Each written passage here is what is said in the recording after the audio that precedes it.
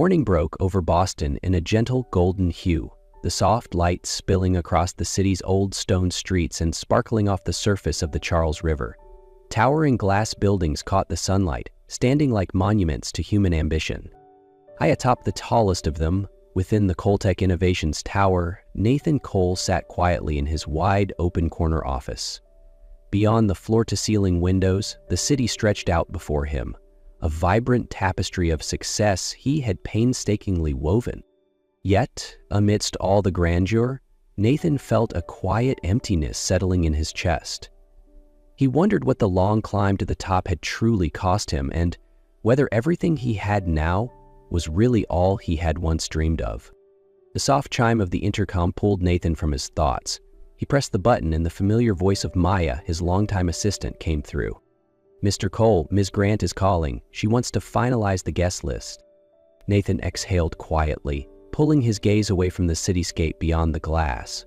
He knew he should feel excited. His wedding to Amelia Grant, a renowned and brilliant journalist, was only weeks away. She was kind, rational, and endlessly supportive of his career, an ideal partner in every sense. He pressed the button to return the call. "Amelia," Nathan said, his voice softening at the sound of her on the other end. "I think we should add a few more touches to the ceremony," Amelia said brightly. "White paper flowers, rustic chairs, handmade lanterns. What do you think?" Nathan smiled gently. "I trust you. Whatever you plan will be perfect."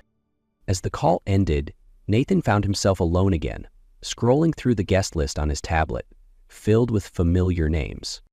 Suddenly, a name surfaced in his mind, uninvited but impossible to ignore: Sophia Reynolds. His hand hovered over the screen. A name from the past he thought he had left behind, now pounding at the door of his memory with startling force. Sophia Reynolds' image rushed into Nathan's mind like a warm breeze on a winter's day. 10 years ago, Boston was nothing more than a distant dream. Back then, Nathan lived in Austin, Texas, in a small, barely lit apartment where the future was more hope than certainty. He was a young software engineer, burning the midnight oil to turn vague ideas into real products. And Sophia was the warm light in his world full of worries. She was a freelance illustrator, her fingers always stained with colors, and her heart filled with an earnest love for life. Their evenings were spent in tiny cafes, sketching whimsical ideas and having endless conversations about dreams, about the world, and about the future they once believed they would build together. But as Nathan's ambition grew, their lives began to drift apart. His first project's success led to endless workdays, midnight calls, and promises of someday that never truly came. Sophia stayed patient and hopeful until that rainy night. Nathan remembered it clearly: the blurry lights through rain-soaked glass, the bitter smell of cold coffee, and Sophia's voice trembling but resolute. "I'm happy for you, Nathan, truly, but I don't recognize the man I fell in love with anymore." He had tried to justify it, claiming all the effort was for their future. But Sophia simply shook her head, her eyes glistening with tears. "What good is a future if it doesn't include me?" That night, Sophia walked away, taking with her the color and tenderness Nathan's life had never reclaimed. Now, staring at her name lingering in his mind, Nathan wondered if he had just paused, even for a moment, would everything have been different? Nathan tightened his grip on the pen in his hand, his eyes fixed on the tablet screen before him. The guest list stretched endlessly, but he no longer noticed any of the names. "Sophia Reynolds," he whispered, as if saying it aloud might make the decision easier. Part of him insisted it was mere courtesy, an invitation to the past, a way to neatly close an old chapter. But another part, the more honest part, knew it wasn't just coincidence. Nathan exhaled slowly, his finger gliding across the screen, typing her name onto the list. A small action, yet once done, it felt as though he had opened a door long locked away for a decade. Outside, the Boston sky had begun to blush purple, and within Nathan, a silent tide had begun to rise. Warm golden light spread through the grand hall of the Wilshire Boston, where the wedding rehearsal dinner was being held. Crystal chandeliers bathed the elegantly decorated tables in a soft glow, and light music floated through the air. Nathan stood near a tall window, a glass of untouched wine balanced loosely in his hand. He checked his watch. Would she come? The question churned restlessly inside him. And then the heavy doors swung open. Sophia walked in, and time seemed to freeze. She wore a simple, deep gray dress, her brown hair cascading softly down her back. She was still the same, effortlessly captivating without ever trying. But what truly locked Nathan's gaze were the two small children holding her hands, a boy and a girl around 9 years old. Their pure aquamarine eyes were like mirrors, unmistakable reflections of Nathan himself. Sophia moved closer. Nathan's heart pounded in his chest, drowning out the music and the murmuring crowd. "Hello, Nathan," Sophia said, her voice light but steady. Nathan blinked, scrambling for words. "Sophia, and these are..." She looked down at the two children, squeezing their hands tighter. "This is Liam and Ella," she said, each word falling heavy as stone. "Your children." Nathan felt the world tilt beneath him in that moment. He looked closely at their faces, every curve, every spark in their eyes, and he knew Sophia was telling the truth. Ella shyly hid behind her mother's dress, while Liam looked up at him with curious eyes. "Hi," Liam said softly. Nathan knelt, his voice trembling but gentle. "Hi, Liam. Hi, Ella." He wanted to say 1,000 things, apologies, regrets, love, but his throat closed tight with emotion. From across the hall, Amelia appeared, her smile freezing as her gaze fell upon the scene before her. She stopped in her tracks, her eyes darting between Nathan, Sophia, and the two children. The air in the grand hall grew heavy, like a storm gathering overhead, even though outside, Boston still basked in the golden afternoon light. In that moment, all surrounding sounds seemed to choke into silence. Nathan rose to his feet, still dazed, as he watched Amelia slowly walk toward him. "Nathan," she called, her voice trembling beneath a fragile layer of control. "Who is she? And those children?" Nathan opened his mouth to speak, but no words came. He looked to Sophia, searching desperately for some form of salvation in her eyes. But Sophia remained still, her face revealing nothing but weary resolve. Sophia turned to Amelia, her voice calm yet cold. "That's Liam and Ella, Nathan's children." Amelia blinked rapidly, as if trying to dispel a waking nightmare. His children?" she repeated, her voice cracking. Nathan nodded, feeling the weight of the entire room crushing down on him. "I didn't know," he whispered, though the excuse felt hollow in the heavy air. Amelia took a step back, then another, as if he were a stranger. "And Sophia?" she asked, her tone sharp with betrayal. "You didn't even tell me you invited your ex-girlfriend to our wedding." I thought it was about closure," Nathan stammered. "Closure?" Amelia let out a bitter laugh, brittle and sharp. "You kept an entire part of your life hidden from me, Nathan. And now I find out days before our wedding?" Her eyes shimmered with unshed tears, but she lifted her chin high. "I can't do this," she said, her voice breaking but firm. "I can't marry someone I can't trust." She turned and walked away, leaving Nathan standing alone in the grand, glittering hall. His past shattering his future in a single shuddering breath. That night, Nathan's penthouse felt colder than ever before. He sat motionless on the long couch, the city lights bleeding through the wide glass walls, casting long, lonely streaks across the floor. Beside him, his phone lit up and dimmed again with missed calls, but none from Amelia. Nathan lowered his head, burying it in his hands, as if trying to shield himself from the storm raging inside him. He had lost Amelia. He had missed the early years of Liam and Ella's lives. And worst of all, he had let ambition blind his heart for an entire decade. Everything that once symbolized his success, Million-dollar deals, glowing praise, glittering awards, now amounted to a hollow, wordless void.